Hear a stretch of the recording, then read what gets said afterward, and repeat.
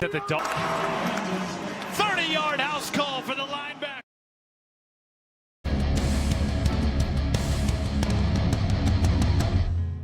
Moneyball fam, it is my pleasure to have with me today Mr. Red Murdoch. Got my own nickname for you. I was calling you Red Murdoch because that's what you seem to be doing to opponents out there, man. I don't know if that's going to stick or not, but is Red the real name? No, sir. This childhood nickname kind of stuck from birth. So okay. Yeah, so what is your real name? Khalil? Yes, sir. All right. When I first committed, a lot of people know Khalil Mack. So yeah, another linebacker named Khalil. Yeah. And Khalil Mack, a UB legend, drafted 5th overall in 2014, and guys like Red here and Joe Andreessen last year and Sean Dolak, Defensive Player of the Year, are just kind of following in the footsteps, just the legacy of UB linebackers. And Red is no exception to that. This guy is phenomenal. He's coming off of the Bahamas Bowl, where he had a pick 6. He had 13 tackles. I think he read a book at one point, the entire thing, start to finish. I mean, the guy's amazing. So wanted to take a few minutes. Thanks for coming out, man. Absolutely really cool for you to come out. And we are actually here at Big Ditch Brewery and wanted to get some information. I saw number 2 in your bio and number 41 at the game. What's going on with the numbers? So every week we have number 41, like honor to somebody to be able to honor Solomon Jackson, who passed in 2016. Okay. So every week somebody kind of like embodies those same characteristics. Okay. Be able to like choose to honor him every single. Okay, that's great. And it was just your week to do so? Yes, sir. All right. Yeah, I love that, man. And it's a classy thing. UB's kind of known, for this blue collar, classy, gritty school. I'm sure you had options, coming out and recruiting and things like that. Why was it UB? What was your choice, as far as going to University of Buffalo? So actually, out of high school, I didn't have any Division I offers. So I had to go to prep school. And from there, UB had really recruited me. Like, they were the most persistent in recruiting, but also the coaching staff, the people there kind of absolutely sealed the deal for me. John Dolak was also my host there. Okay. And kind of just seeing the character of the people there was really resonating with me. So I feel like you made the right choice. And 3 years later, I'm definitely glad I made that. Man, how many schools were interested at that time? I mean, like you said, no scholarships, but how many were interested in talking to you and, bringing you?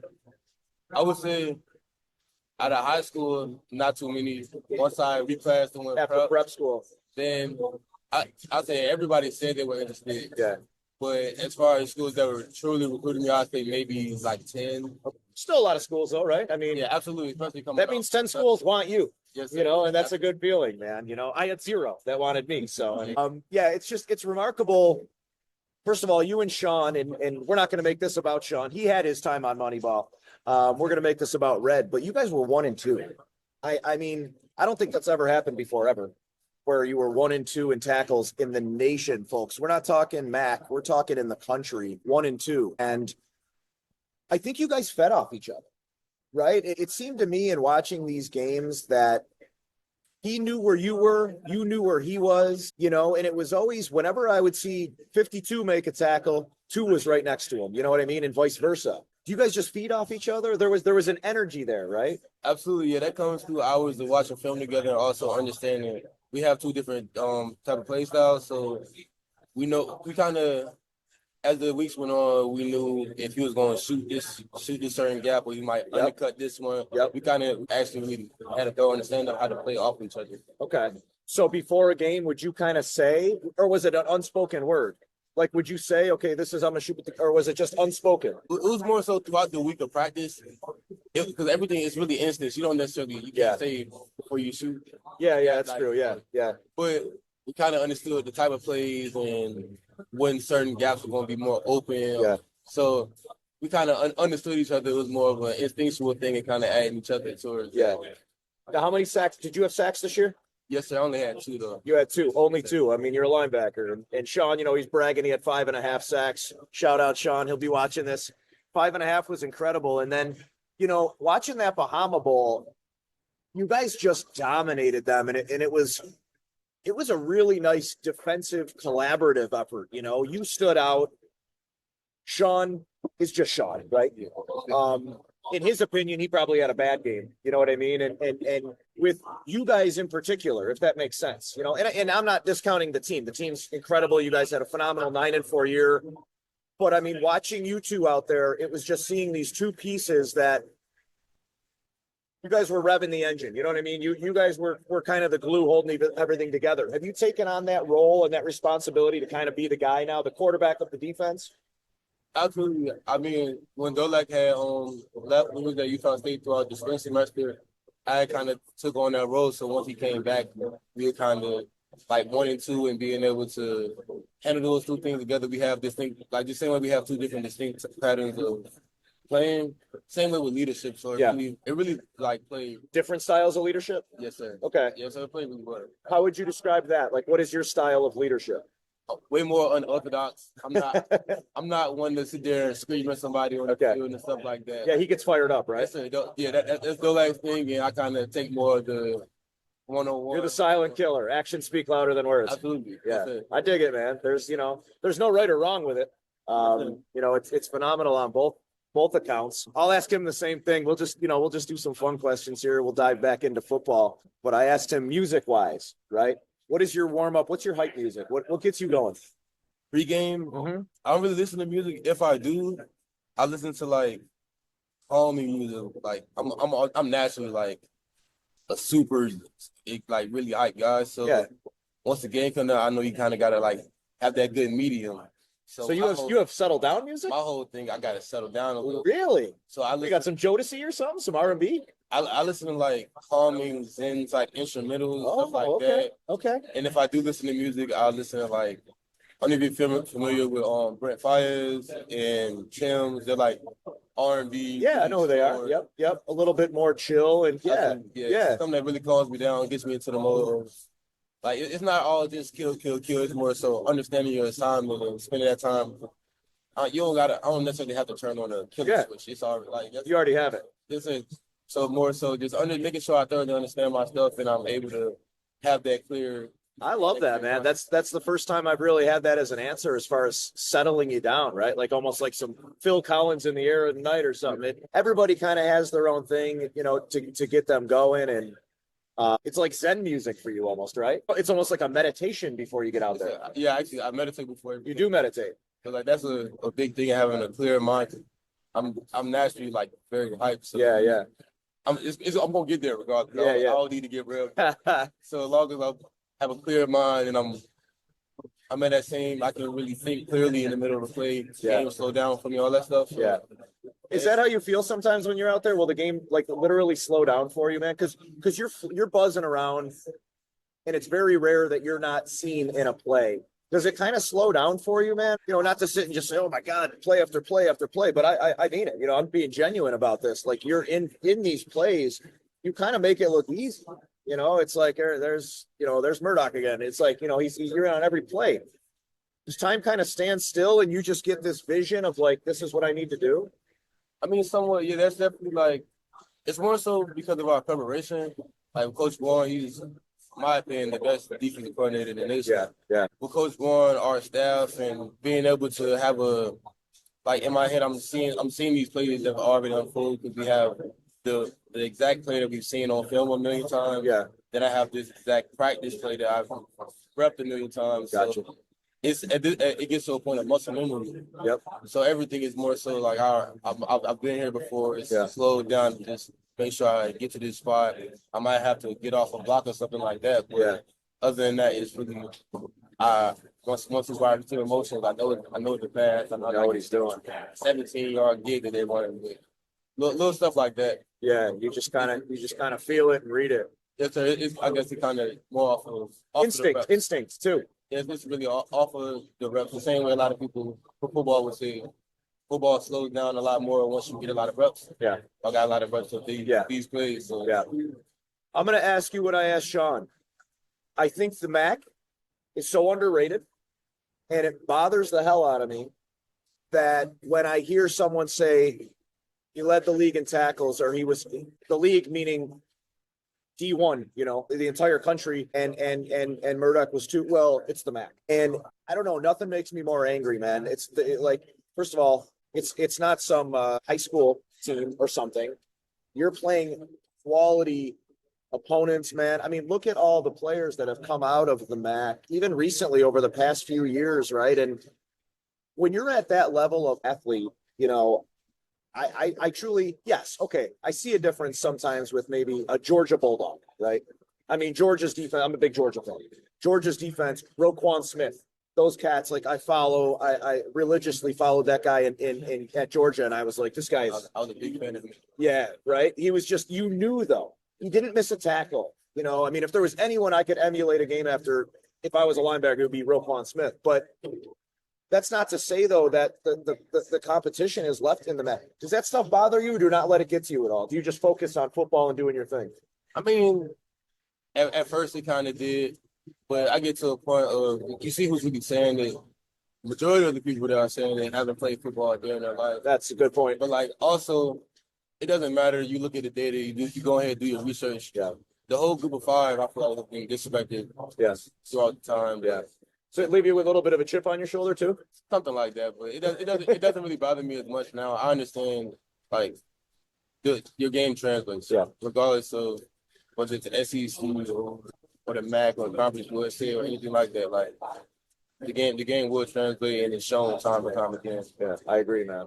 What are your plans for next season as far as, just conditioning? How often do you work out? Just trying to stay in that peak performance and keeping your body and your mental in a position and in a condition, to be at your peak level.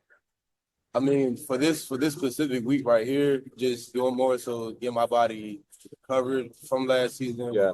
Play a lot of special team reps, really go off the field on defense. So making sure I don't overwork my body and get any unnecessary. That's important, right? Stuff like that. That's something I had to grasp like later on in high school. Right. I thought you wanted to go. Going. Yeah. You got to let the body recuperate. That's not the smartest thing.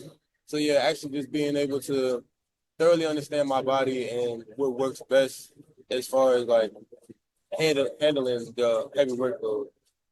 So I say like throughout the off season on a regular though, probably like 4 or 5 like workouts. Okay. Which is heavy. I mean, that's a lot, I think, yeah, right? But, I mean, as a Division I athlete. Right. That's right. Normal. Yeah, I guess as long as there's not 2-a-days at that point, right?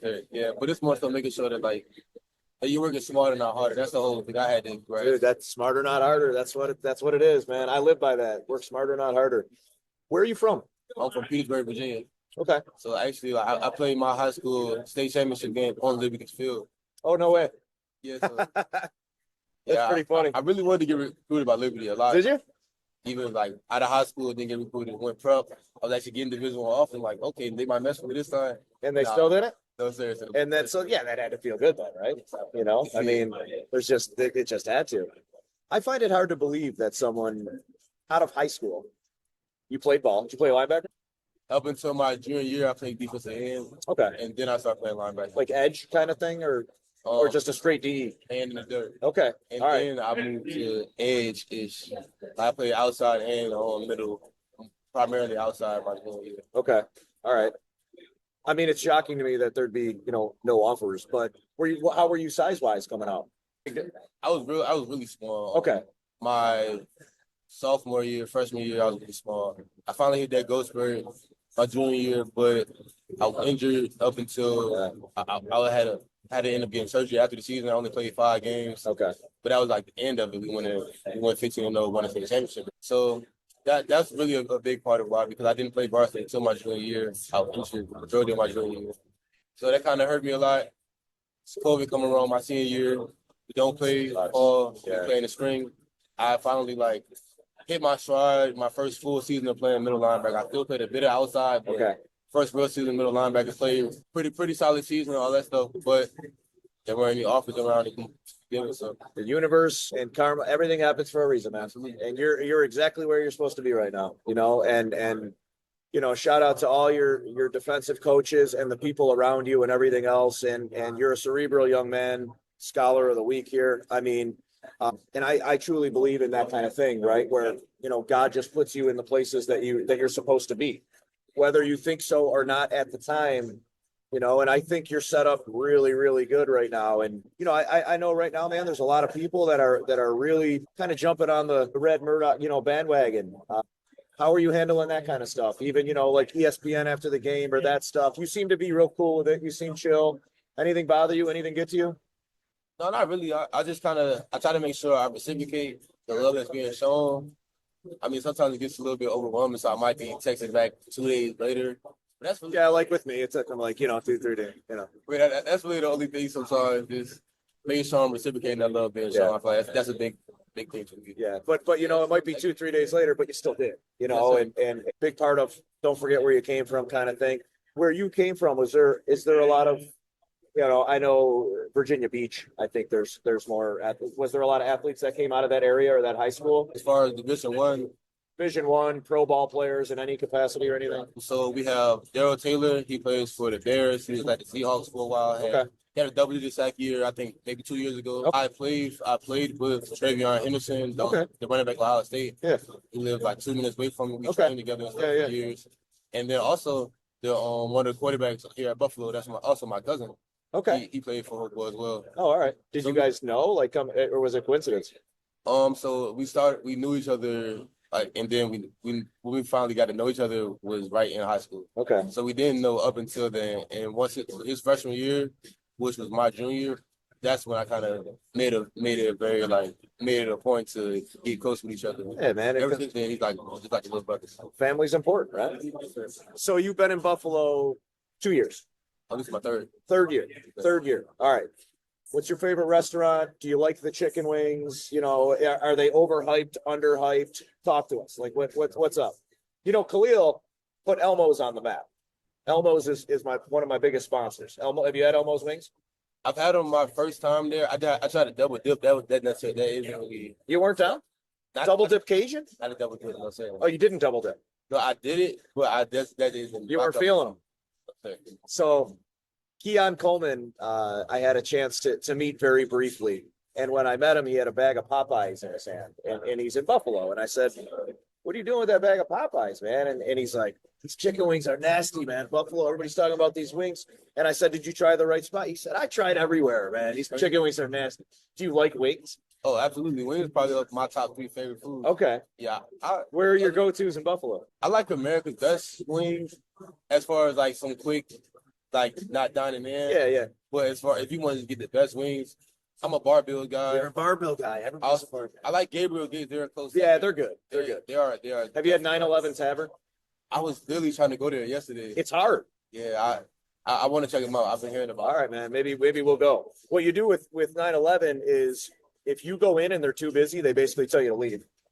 And right, it's just the weirdest thing in the world. And if you do go and you order, sometimes you'll sit there for an hour and a half before they bring them. Like they just have their style, and if you don't like it, peace out, man. No, I kind of like the little in Buffalo. It's not necessarily a lot of chain restaurants, but it's some family owned, small business, stuff like that. Gives more of a family feel. So once you in there, it's all love. But you gotta get in. Yeah. So what else are you doing for fun? Like what's keeping you busy here during the off season and stuff like that, or do you go back home?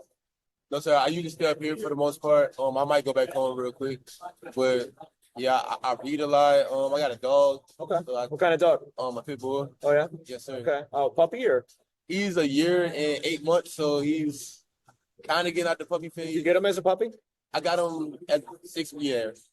Yeah. So how was that potty training? Listen, I'm going through it right now at home. We got a French bulldog. It's crapping all over the house. It's causing problems with me and the wife and the kid. Like it's hard, right? Not gonna lie.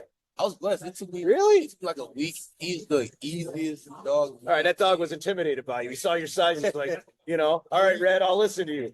Yeah, but he's easiest dog. Barely cries. Doesn't use the bathroom in the house. Anything like that. Doesn't tear anything up. Just a really chill dude. It's your best friend then, right?